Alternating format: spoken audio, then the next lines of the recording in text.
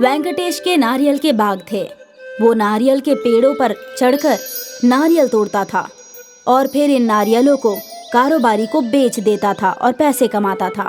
वेंकटेश और शुभ लक्ष्मी दोनों अपने बेटे मुर्गन को तालीम दिलाकर बड़ा ऑफिसर बनाना चाहते थे। शुभ लक्ष्मी, मेरा बेटा मुर्गन एक रोज बहुत बड़ा आदमी बनेगा। हाँ, बनेगा ही। इतनी मेहनत जो कर रहे हैं। मेहनत तो करनी ही पड़ेगी ना। मुर्गन को मेरी तरह नारियल वाला थोड़ी ना बनाना है। तभी मुर्गन वहाँ आ गया।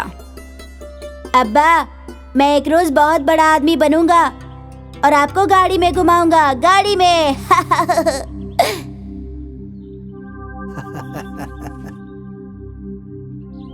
वेंकटेश हर मौसम में नारियल के पेड़ पर चढ़कर नारियल तोड़ता था।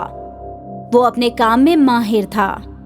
बारिश का मौसम शुरू हो चुका था और लगातार 2 रोज से बारिश रुकी नहीं रही थी।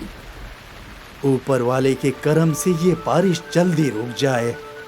हाँ, लेकिन आज तुम पेड़ पर मत चढ़ना, पेड़ गीले होंगे।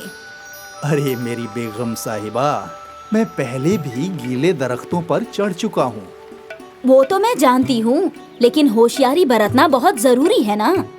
अरे तुम मेरी फिक्र मत करो, मैं बड़ी होशियारी से दरख्त पर चढ़ूंगा। ठीक है। कुछ घंटों में बारिश रुक गई और धीरे धीरे पेड़ सूखने लगे। वेंकटेश घर से निकल रहा था नारियल तोड़ने के लिए।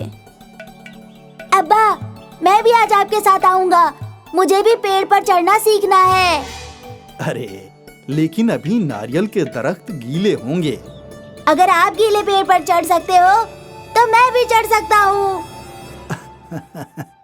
ठीक है, चल, आज तुझे भी चढ़ना सिखा ही दूंगा। संभल के चढ़ना, मेरे बेटे के हाथ पांव तोड़वा मत देना। हाँ। वेंकटेश और मुर्गन अपने नारियल के बाग में पहुँचे। यहाँ वेंकटेश मुर्गन को चढ़ना सिखाने लगा।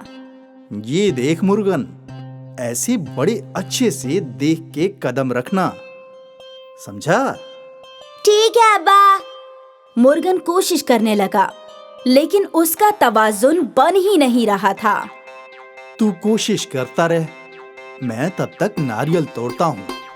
पूरी तवज्जो से कदम रखना, वरना तेरी अम्मा मुझ पर चिल्लाएगी। जी अब्बा। यहाँ वेंकटेश दूसरे पेड़ों को देखने लगा। बारिश की वजह से दरख्त पर काई जम गई है। मुझे बहुत होशियारी से दरख्त पे चढ़ना होगा। फिर वेंकटेश नारियल के लंबे से पेड़ पर चढ़ गया। उसने उस पेड़ के सारे नारियल तोड़ दिए। यहाँ मुर्गन अभी नारियल के पेड़ पर चढ़ने की कोशिश ही कर रहा था। वेंकटेश एक पेड़ के बाद दूसरे पेड़ पर चढ़ा। यहाँ भी उसने सारे नारियल तोड़ दिए। वो इस पेड़ के नीचे उतर ही रहा था। अब्बा! मुर्गन की आवाज सुनकर वेंकटेश का तवाज़ुन बिगड़ गया और वो काई की फिसलन की वजह से पेड़ से नीचे गिर गया। अब्बा! अब्बा! मुर्गन अपने अब्बा के पास पहुंचा तो वेंकटेश के सर से खून बह रहा था। मुर्गन ने फौरन कुछ गांव वालों को आवाज लगाई। सब दौड़े चले आए और वेंकटेश को अस्पताल में दाखिल करवा दिया। यहाँ कुछ घंटों तक वेंकटेश का ऑपरेशन चला। शुभ लक्ष्मी और मुर्गन दोनों के आंसू रुक ही नहीं रहे थे। जब ऑपरेशन खत्म हुआ और डॉक्टर बाहर आए, वो ठीक है ना? वो जिंदा तो हैं, लेकिन उनकी रीढ़ की हड्डी बुरी तरीके से दब चुकी है। लगता नहीं कि वो फिर कभी सीधा बैठ भी पाएंगे।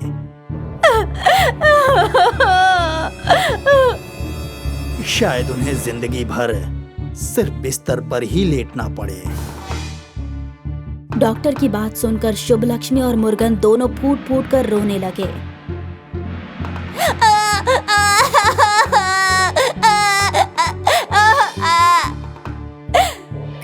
अब हमारा क्या होगा, हे ऊपर वाले? शुभ लक्ष्मी और मुर्गन वेंकटेश से मिलने अंदर गए। शुभ लक्ष्मी, तुम फिक्र मत करो, मैं जल्दी ही ठीक हो जाऊंगा।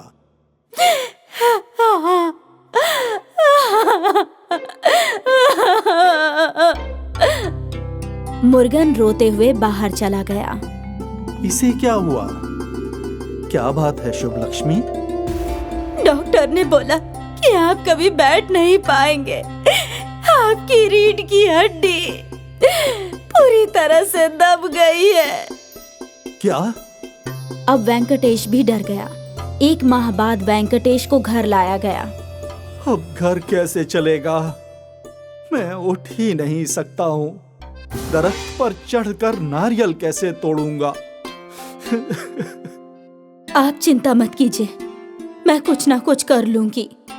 तुम अकेली कैसे घर चलाओगी? कुछ ना कुछ हो जाएगा, ऊपर वाला हमारी मदद करेगा। और बस तभी दरवाजे पर दस्तक हुई। वेंकटेश का दोस्त स्वामी उसे देखने आया। भाई, आज ही गांव लौटा हूँ। तुम्हारे बारे में सुनकर बहुत बुरा लगा। मैं कोई मदद कर सकता हूँ तो जरूर बताना। भाईजान, क्या आप मेरे लिए कोई काम ढूंढ सकते हैं? काम ढूंढ नहीं सकता, लेकिन बता सकता हूँ। क्या मतलब? भाभी जान, आपकी नारियल की बर्फी पूरे गांव में मशहूर है। आप नारियल की बर्फी बनाकर फरोख्त करेंगी तो अच्छे पैसे जरूर कमाएंगी। क्या मेरी नारियल बर्फी लोग खरीदेंगे? बेशक, आप कोशिश तो कर ही सकती हैं ना। हाँ, कोशिश करने में हर्ज ही क्या है। शुभ लक्ष्मी को पैसे कमाने का एक जरिया मिल गया। अगली सुबह शुभ लक्ष्मी ने नारियल की बर्फी बनाई और गांव के बाजार में ठेला लगाकर बैठ गई। कई गांव वाले शुभ लक्ष्मी को देख रहे थे, लेकिन किसी ने उसकी बर्फी नहीं खरीदी। तभी वहां स्वामी पहुंचा। भाभी जान, मुझे आधा किलो नारियल की बर्फी दे दो। जी भाईजान। शुभ लक्ष्मी ने स्वामी को आधा किलो नारियल बर्फी दे दी और पैसे ले लिए। अरे काका, काकी, बाजी, यहाँ आओ।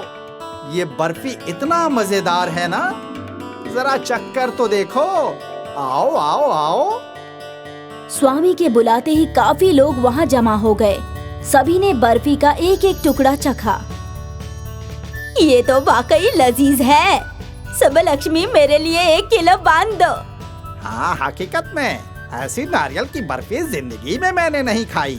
बाजी, मेरे लिए भी 1 किलो बर्फी दे दो। आज पूरे खानदान को नारियल की बर्फी खिलाऊंगा। जितने लोगों ने बर्फी चखी, सभी ने शुभ लक्ष्मी से नारियल की बर्फी खरीद ली और कुछ ही वक्त में शुभ लक्ष्मी की सारी नारियल की बर्फी खत्म हो गई। देखा बाजी, सारी नारियल की बर्फी खत्म हो गई ना। शुक्रिया भाईजान, अगर आप बर्फी नहीं खरीदते तो कोई नहीं खरीदता। ऐसा नहीं है बाजी, कोई ना कोई जरूर खरीदता। आपकी नारियल बर्फी बेहद लजीज होती है, बस लोगों को चखाने की जरूरत थी। आपकी ये सीख मैं हमेशा याद रखूंगी। शुक्रिया। उस दिन से शुभ लक्ष्मी रोज नारियल की बर्फी बनाती और गांव के बाजार में फरोख्त करती। नारियल की बर्फी से उसकी अच्छी कमाई होने लगी। कल आपको स्पेशलिस्ट के पास ले जाना है। लेकिन काफी पैसे लगेंगे ना? आप पैसों की फिक्र मत कीजिए, मैंने बहुत सारे पैसे जमा कर लिए हैं और हमारे नारियल की बर्फी का कारोबार बहुत अच्छा चल रहा है। बस अब जल्दी से जल्दी आप ठीक हो जाइए। ऊपर वाले की मर्जी रही तो वो भी हो जाएगा। अगले रोज वेंकटेश को स्पेशलिस्ट के पास ले जाया गया। स्पेशलिस्ट ने वेंकटेश के कुछ स्कैन्स किए। ये ठीक हो सकते हैं, एक सर्जरी करनी होगी। सर्जरी में खर्चा ज्यादा आएगा। कितना खर्चा होगा डॉक्टर? यही 2 लाख के आसपास। ठीक है जनाब, मैं पैसे जमा करवा देती हूँ। आप ऑपरेशन की तैयारी कीजिए। ठीक है। शुभ लक्ष्मी ने उसी दिन अस्पताल में 2 लाख रुपए जमा करा दिए और ऑपरेशन की तैयारियां शुरू हो गई।